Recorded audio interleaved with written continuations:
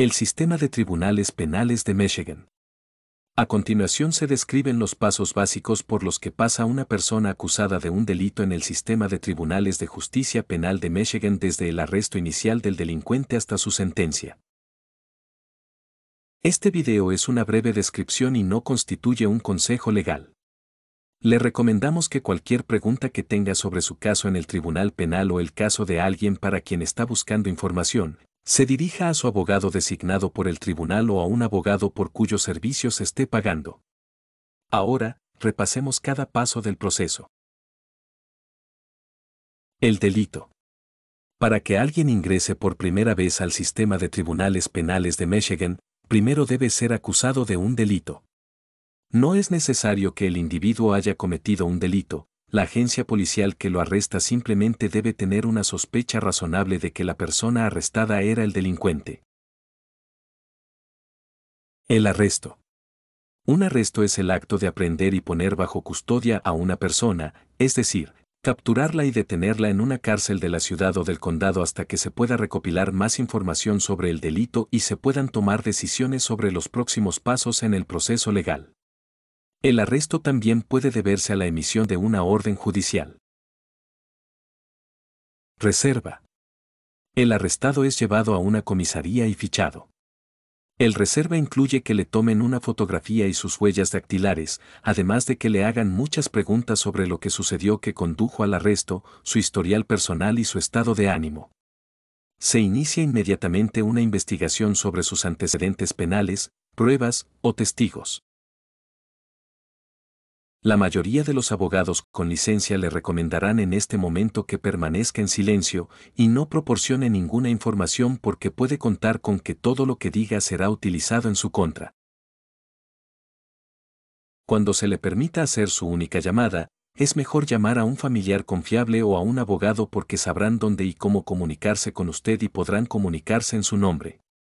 Las compañías de fianzas y los abogados no siempre aceptan llamadas por cobrar, que es la única forma en que los arrestados pueden llamar. No es recomendable llamar a un amigo, pareja o cualquier persona involucrada en el delito. Detención. En el momento en que se toma la decisión de detenerlo en la cárcel, sus derechos se vuelven mucho más limitados. Si aún no ha hecho su única llamada, puede hacerlo mientras está detenido. Utilice este tiempo para comprender los cargos en su contra y sus próximos pasos, ya sea que incluya una fianza o una comparecencia ante el tribunal. Aunque es difícil, es el momento de tener paciencia. Los siguientes pasos varían, dependiendo del tipo de delito, la gravedad del mismo y el lugar donde ocurrió. Audiencias y comparecencias.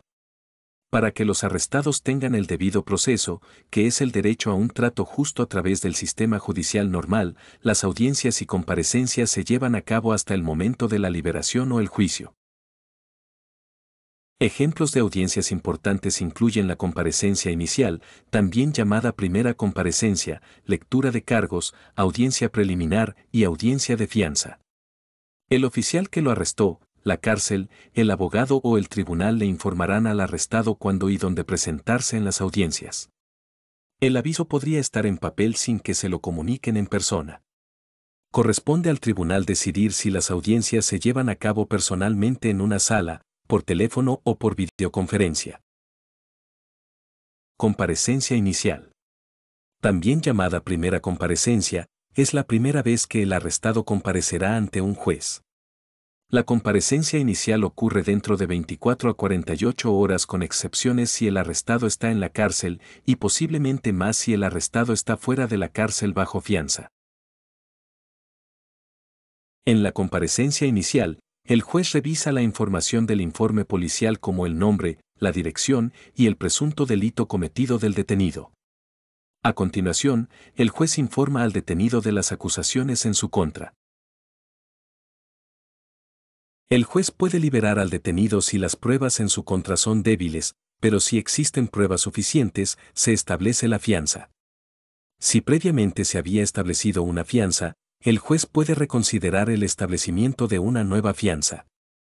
El juez también informa al detenido sobre el derecho a guardar silencio y el derecho a tener un abogado. La comparecencia inicial no es el momento en que el acusado se declara culpable, sea culpable o no, y si se le hacen preguntas, las respuestas deben ser sí o no. Existe una excepción a no declarar culpabilidad en la comparecencia inicial porque a veces la comparecencia inicial puede ser la única comparecencia para delitos menores menos graves. La lectura de cargos.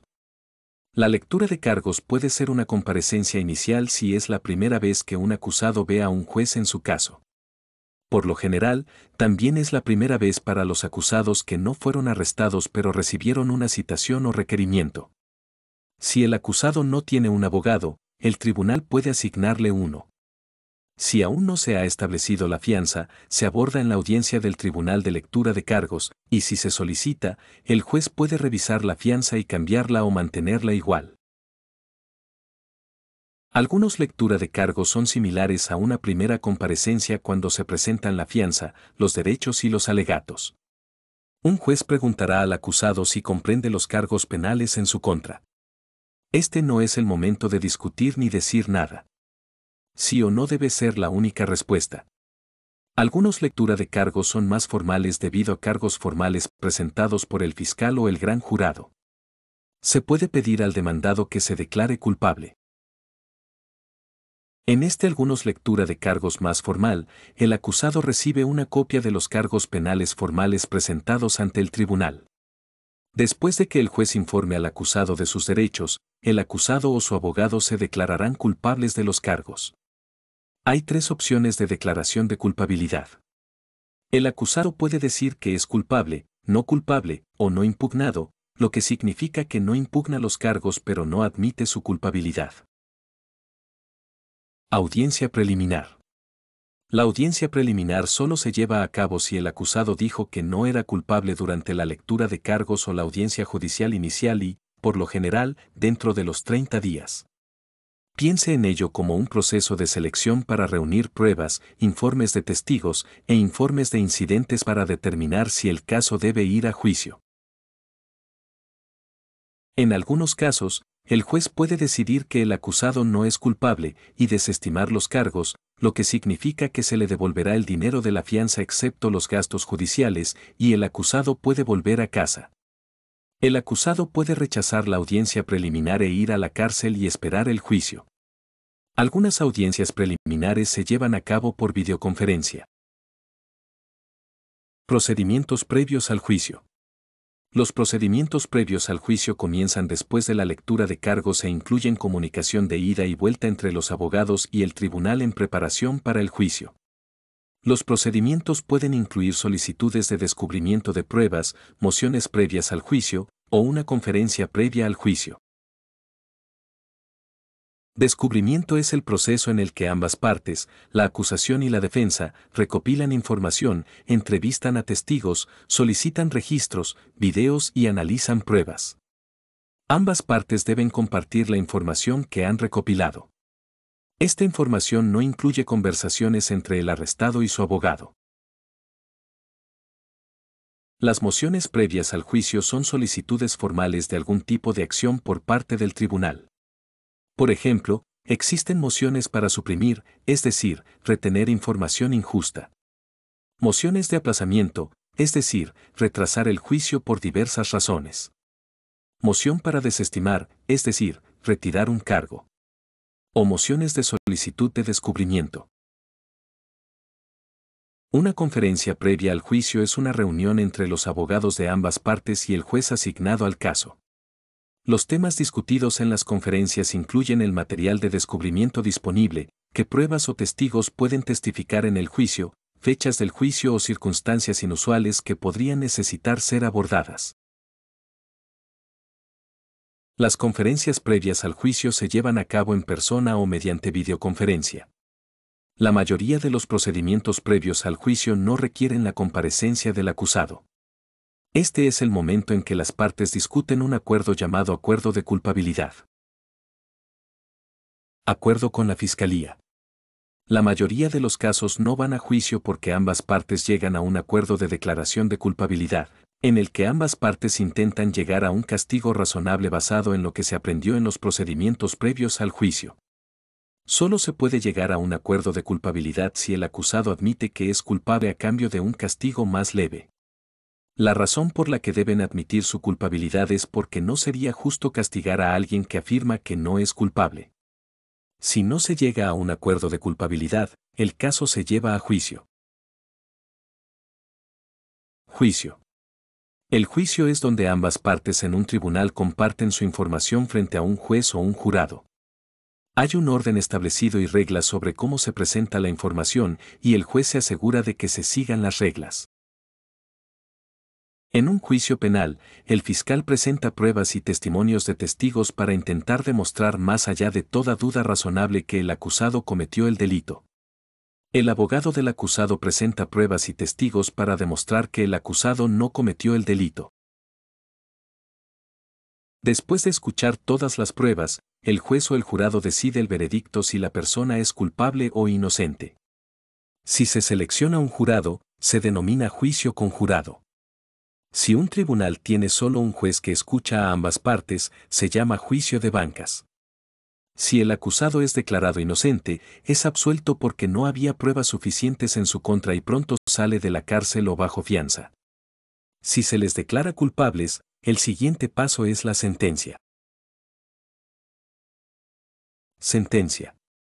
La sentencia es el castigo que el juez decide que debe recibir la persona. Los jueces utilizan pautas de sentencia escritas por Michigan para sugerir un castigo justo por el delito. Las sentencias pueden incluir una combinación de pena de cárcel o prisión, libertad condicional, multas, restitución, daños y otras condiciones. También se puede exigir libertad condicional después de cumplir la pena de cárcel o prisión o en lugar del encarcelamiento. Permite que el acusado regrese a la comunidad bajo reglas o condiciones específicas, tales como restricción de quién o dónde puede visitar el acusado, posible monitoreo con pulsera en el tobillo, reportarse a un centro de tratamiento o a un oficial de libertad condicional. Si una sentencia se considera severa, el abogado del acusado puede solicitar una apelación. Es importante que haga preguntas a su abogado y comprenda los pasos a lo largo del proceso judicial.